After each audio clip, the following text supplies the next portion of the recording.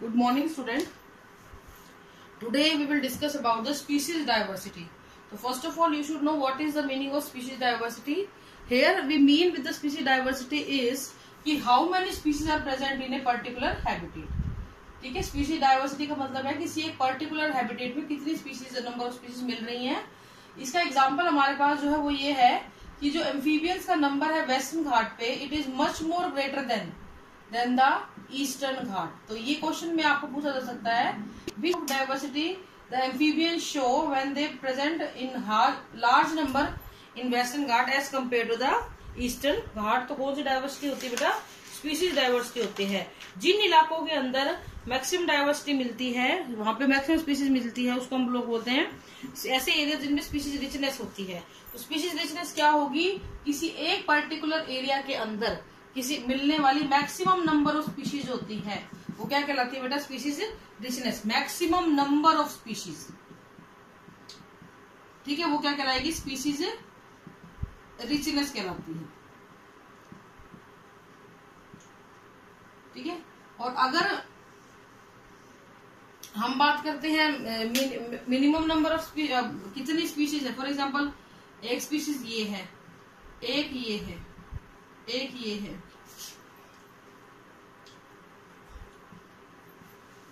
एक ये है. तो इस तरीके से सभी स्पीशीज अगर सेम नंबर में मिले तो वो कहलाती है स्पीशीज इवननेस. Species evenness. अगर सभी स्पीशीज अलग अलग प्रकार से मिले तो वो कहलाती है बेटा स्पीशीज डोमिनेंट. यानी कोई एक स्पीशीज अगर बहुत ज्यादा नंबर में मिल रही है, लाइक एक दो, ये वाली जो स्पीशीज है आप देखो 1 2 3 4 5 6 7 8, जबकि ये 4, ये 3 और ये 3, तो बहुत ज्यादा फर्क आ रहा है. आपकी जो ये वाली स्पीशीज है ये सबसे ज्यादा नंबर में मिल रही है, तो ये क्या कहलाएगी? डोमिनेंट स्पीशीज कहलाएगी. अगर ये स्पीशीज भी कितनी होती? 4 ही होती, तो आप ये कह देते हैं कि दे आर मोर इवन. तो स्पीशीज इवननेस का मतलब होता है कि जितनी भी नंबर ऑफ स्पीशीज मिल रही हैं उनके जो टोटल नंबर ऑफ ऑर्गेनिज्म है वो भी लगभग समान है, तो उसको हम बोलेंगे स्पीशीज इवननेस. अगर बिल्कुल ही सेम है तो जो आपका एरिया वो इक्विलिब्रियम में है. अगर कोई एक स्पीशीज बहुत ज्यादा मिल रही है और बाकी बहुत कम मिल रही है तो वहां पे क्या है? डोमिनेंस है किसी एक पर्टिकुलर स्पीशीज की. तो इस चीज को हम लोग बोलते हैं बेटा स्पीशीज डाइवर्सिटी. इंडिविजुअल स्पीशीज अगर डोमिनेंस शो करती है, इसका मतलब उसके नंबर ऑफ ऑर्गेनिज्म बहुत ही ज्यादा प्रेजेंट है. अगर सभी स्पीशीज एक जैसी नंबर शो करती है तो इसका मतलब पूरे के पूरे सिस्टम के अंदर इक्विलिब्रियम प्रेजेंट है. ठीक है. किसी भी जगह पर अगर हम किसी भी इकोसिस्टम की बात करते हैं और वहां पे आप डाइवर्सिटी चेक करते हो ऑर्गेनिज्म की, तो उसके लिए हम लोग एक इंडेक्स यूज करते हैं, दैट इज शेनॉन इंडेक्स. हालांकि आपके सिलेबस में ये है नहीं है, इसके बारे में सिर्फ नाम दिया गया शेनॉन इंडेक्स. तो जिस भी आपको किसी पर्टिकुलर एरिया की स्पीशीज डाइवर्सिटी चेक करनी होती है तो उसके लिए हम जो इंडेक्स यूज करते हैं उसको हम बोलते हैं शेनॉन इंडेक्स बेटा. ठीक है.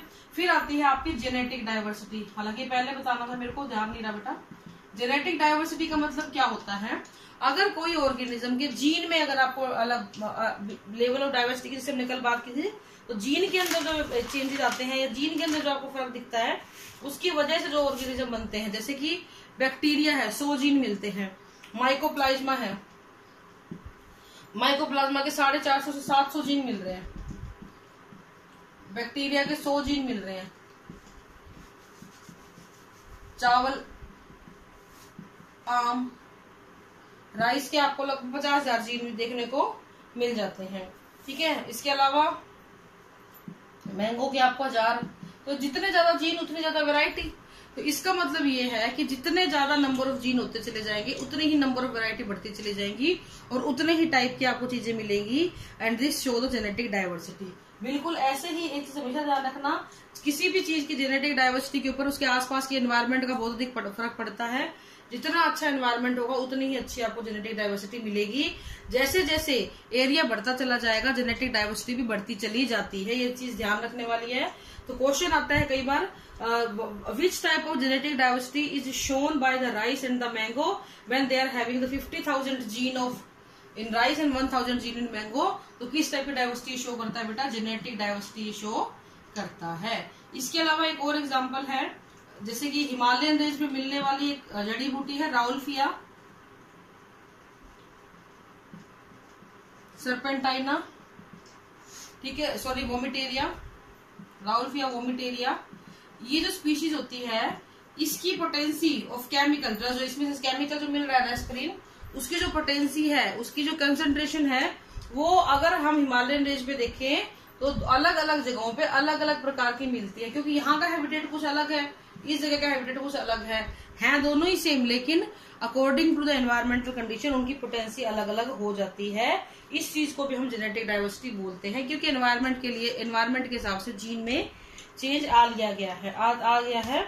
एक चीज ध्यान रखना, जितने ज्यादा स्पीशिएशन होंगे उतने ही ज्यादा चीजों का इवोल्यूशन होगा। तो इवोल्यूशन के लिए स्पीशिएशन का होना बहुत जरूरी है। और स्पीशिएशन होता क्या है बेटा?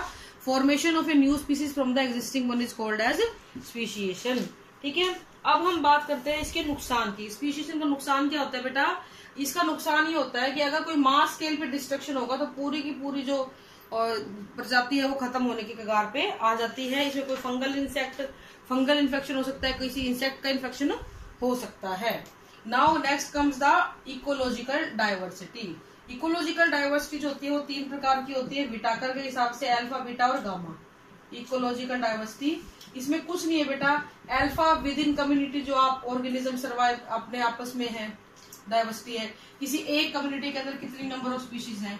बीटा कम्युनिटी में किन्हीं 2 कम्युनिटी के बीच में जो एक्सचेंज ऑफ ऑर्गेनिज्म हो रहा है, और जितने टोटल आपका जियोग्राफिकल एरिया के अंदर जितने नंबर ऑफ स्पीशीज मिल रहे हैं उसको हम क्या बोलते हैं? डेल्टा कम्युनिटी बोलते हैं। ये लार्जर पर्सपेक्टिव है, ये किन्हीं 2 के बीच में है और ये विद इन द कम्युनिटी होता है। इसको आप ऐसे भी समझ सकते हो, जैसे ये आपस में एक्सचेंज कर रहे हैं, तो ये पूरा जो सिस्टम है ये गामा अल्फा डेल्टा कम्युनिटी कहलाता है। ठीक है, अब यहाँ पे आप चीज ध्यान रखना, जब आप अल्फा की बात करते हो ना, तो यहाँ पे आपको कंपटीशन बहुत ज्यादा देखने को मिलता है, because limited resource with large number of species. Resources बहुत कम होते हैं और ऑर्गेनिज्म को उसी हैबिटेट के अंदर अपने रिसोर्स ढूंढने पड़ते हैं। अगर कम होते हैं तो उनके लिए कंपटीशन भी करना पड़ता है, जो मुश्किल क्रिएट कर देता है। लेकिन जैसे ही बीटा डाइवर्सिटी पे आप जाते हो तो नंबर ऑफ रिसोर्सेज भी बढ़ जाते हैं, स्कोप ऑफ न्यूट्रिशन भी बढ़ जाता है, जिससे स्टेबिलिटी आती है। और डेल्टा जो डाइवर्सिटी है उसमें मैक्सिमम डाइवर्सिटी दिखाता है ये, क्यों? क्योंकि यहाँ पे नंबर ऑफ कम्युनिटी बहुत ही ज्यादा होती हैं। इसका एग्जाम्पल हमारे पास है बेटा इंडिया। एग्जाम्पल है इसका India, it is the largest biodiversity region, और नॉर्वे सबसे छोटा डाइवर्सिटी रीजन होता है। सबसे कम डाइवर्सिटी यहाँ पर देखने को मिलती है। तो इंडिया में मैक्सिमम डाइवर्सिटी है, क्योंकि यहाँ पे डेजर्ट भी है, हिमालयन भी है, ट्रांस हिमालय भी है, और सेमी एरिड रीजन भी है, मैंग्रोव भी है, कोरल रीफ भी है, डेसिडुअस फॉरेस्ट भी है, ट्रॉपिकल रेन फॉरेस्ट भी है। तो हर प्रकार की डाइवर्सिटी आपको यहाँ पे देखने को मिल जाएगी, क्योंकि यहाँ पे नंबर ऑफ इकोसिस्टम बहुत ज्यादा है। इसी तरीके से अगर हम बात करते हैं नॉर्वे की, नॉर्वे कंट्री की डाइवर्सिटी इकोलॉजिकल सबसे कम है, क्योंकि यहाँ पे नंबर ऑफ इकोसिस्टम काफी कम होते हैं। और जितनी ज्यादा डाइवर्सिटी होती है ना बच्चों, उतनी ही ज्यादा प्रोडक्टिविटी होती है उस पर्टिकुलर इको सिस्टम की। तो ये चीज आपको ध्यान में रखनी है। अब आते हैं एक और टॉपिक में, छोटा सा आपको करा देती हूँ। अब हम बात करते हैं बायोजियोग्राफिकल रीजन ऑफ इंडिया। कितने बायोजियोग्राफिकल रीजन है इंडिया के अंदर, उसकी हम बात करेंगे। तो इंडिया में टोटल जो है 10 बायोजियोग्राफिकल रीजन के अंदर इंडिया को बांटा गया है, जो टोटल वर्ल्ड का 8.1% होता है। इसमें कौन कौन से आते हैं बेटा? आपके ट्रांस हिमालय आ गया, हिमालय आ गया, ट्रांस हिमालय आ गया, डेजर्ट आ गया, सेमी एरिड रीजन आ गए, वेस्टर्न घाट आ गए, डेक्कन पेनिसुला आ गया, कोरल आ गया, सॉरी कोरल नहीं, नॉर्थ ईस्ट आ गया, गैंगेटिक प्लेन आ गई, कोस्ट आ गए, आपके समुद्री किनारे आ गए, और आपके आइलैंड आ गए। ठीक है, तो 10 हिस्सों में इसको बांट दिया गया है, 1 2। ठीक है, तो इस तरीके से 10 हिस्सों में बांटा है। अगर हम एरिया वाइज बात करें तो आपका जो है डेक्कन पेनिनसुला एरिया वाइज सबसे बड़ा है, लेकिन अगर हम डाइवर्सिटी वाइज बात करें तो आपका नॉर्थ ईस्ट और वेस्टर्न घाट सबसे ज्यादा डाइवर्सिटी वाले रीजन होते हैं बेटा। ठीक है, अब नेक्स्ट वीडियो में हम लोग बात करेंगे पैटर्न ऑफ बायोडाइवर्सिटी। आज के लिए इतना ही है बेटा। Thank you and have a nice day.